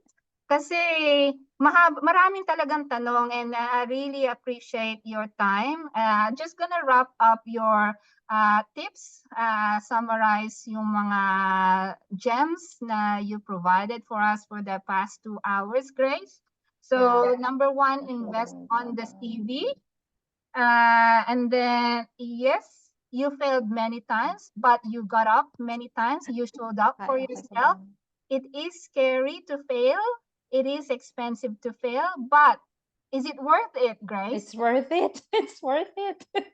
To get back into the system, yes, it is worth It's it. worth it. It's worth it. Yes. So worth it. Failure is just, it's just redirection. It is Yes. just a stepping Yes. stone towards your goal. And then, yes, look for other places, not only in Sydney, but I think you have better chances if you apply remote or regional states, all states in Australia. That's what I did when I applied for radiology training position before. I applied all over Australia because you don't want to limit your choices. Yes, it can be discouraging if you are not getting any jobs, especially if you have a gap in your practice. It's not easy to get a job in Australia because you are competing also against other IMGs. You're competing against IMGs from the Commonwealth countries, which they prefer and prioritize. And also you're competing against local trainees. So yes, it can be discouraging to apply if you don't get any response, but it means that you have work to do. It means you need to work towards your AMC2. While you're waiting for after AMC1, looking for a job, cannot find a job, commit to your AMC2 exam and study. Katulad sinabi mo, you have to do the review, have a study group, have a study buddy. You just need to commit. Like board exam, you need to invest time. Hindi pwedeng you're working full-time and you're just studying part-time. It's not gonna go towards your goal. At masakit sa bulsa at masakit sa ego ang bumaksak. Yes. But Yes, it's okay to agree. fail, but you really need to invest. You cannot be just half-hearted when you're reviewing for your AMC2. And then you talked about a lot the gap in practice. Thank you for that. We appreciate. And you mentioned about non-clinical roles, which you can do. Just connect with other people, ask around, go in the chat group. Yes, it can be disheartening then pagka, we are being abused. It can happen, Yeah, it's but hard. you really need to have thick skin. You need to go to overcome yung shyness and maybe introvertedness. Yes. There's a lot of inner work. There's a lot of inner work to succeed here in Australia or Yeah. beyond. And then, yeah, you encountered your COVID battles, your mental health battles. But at the end of the day, you made a choice. You made a choice to go all in. Yeah. And kudos to you. Despite if your if I was challenges, able if I was able to do it, I'm sure you guys are able to do yes, it. You can surely have it. Anyone who has those gaps, I've heard a few. Shout out to Doc Ads, because it was only her that I was able to go and ask for experience regarding how to go about this gap thing. And she said, like, look, it will be kind of difficult because you need to go and pass all your documents and all that. But if you have that re-entry of practice plan, you APRA will go and look at it, and if they're happy, they will go and give you that registration. And that's what I just did, with everyone telling me like, oh, it will be difficult and all that stuff. If I ever listened to them and didn't try, the possibility of just going for it, I won't be able to have this role. Yeah. you gave a lot of tips regarding finding tutors, mentors, supporters. You cannot do this alone. No, You it's need not. the best support you will need is your family. Your family should be all in, should be supportive of you emotionally, spiritually, and financially. Yes. Yes, Yes. nakakahiya humingi ng tulong, pero mababayaran mo rin sila in love and in kind and in financial gains. More than enough ang maibabalik mo sa kanila. So, yes, walang hiyang-hiya, pero yeah, really need help and support. First thing first from your family, and then find outside like this group, our group, we are here to support you. We're here to guide you. We will do more of this for sure. We will plan ahead again. Mhm. Hopefully next month we'll do another one. And then sometimes your timeline is not your timeline. It is Yes. God's timeline.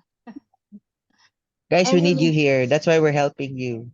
That's yeah. true. We need you here. We need more Filipino doctors. And Yay. we Punta are Yay. kayo na dito, guys. we are so Correct. grateful for you, Grace and Paolo, for being advocates for these Filipino doctors who are dreaming big dreams and having a better life and job and be financially rewarding.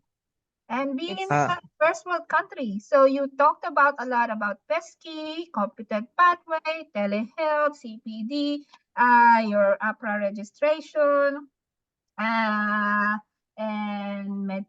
maybe we need to talk about more about this medical consulting next time.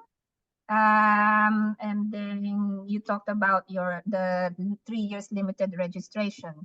So I think we need to wrap up now, and maybe top three messages from Grace and Paolo. We start with Paolo. Top three na lang oh, before we close. messages, top three. Yes. Okay.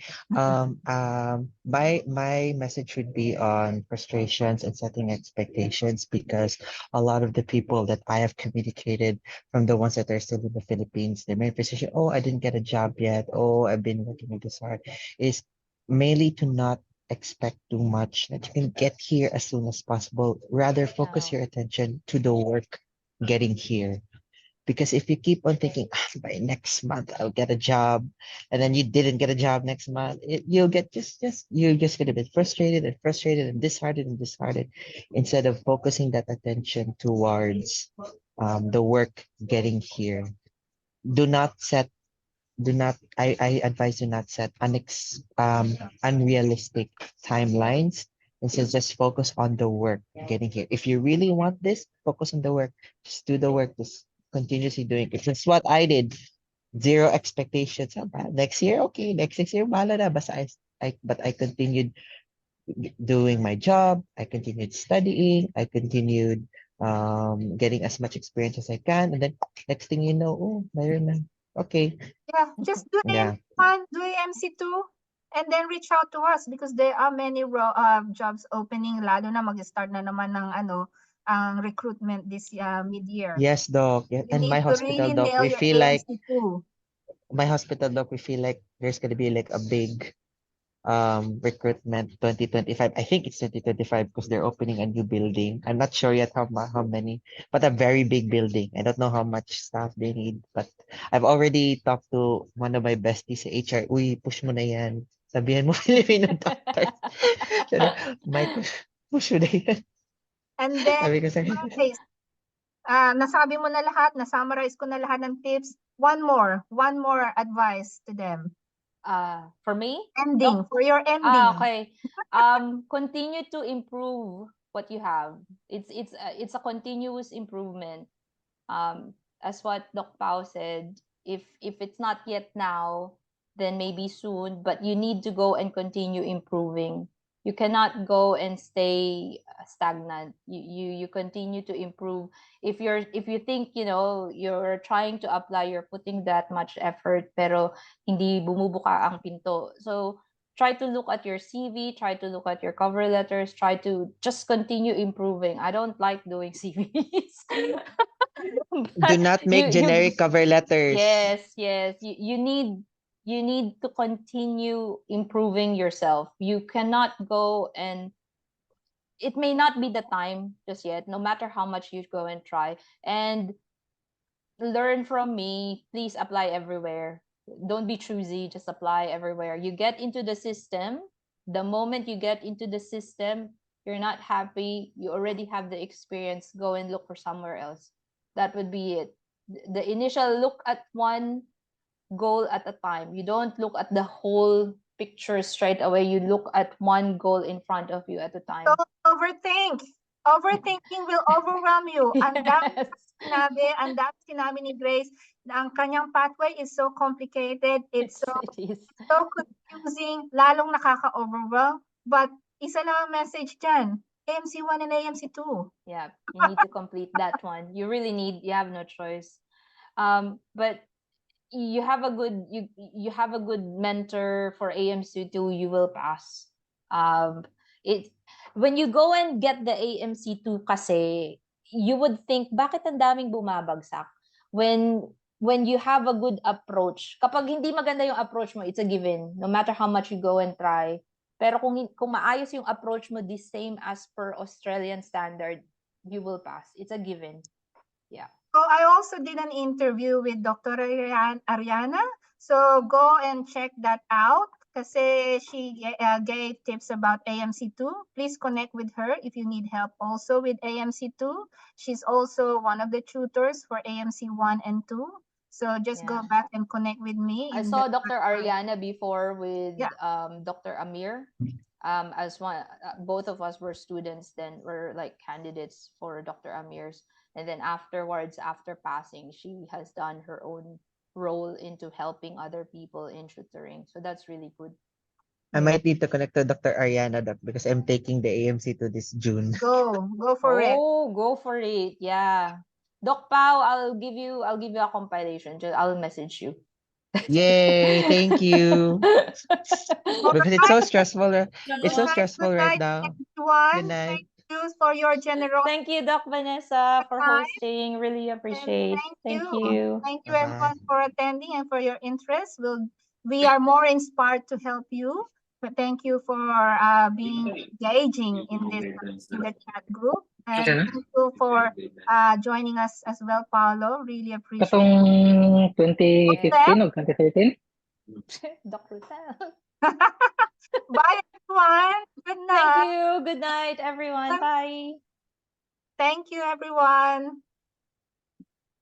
Don't forget to connect with me so that we can update you of the next Zoom meetings and webinars. I'll upload the recording in my Facebook group. Okay.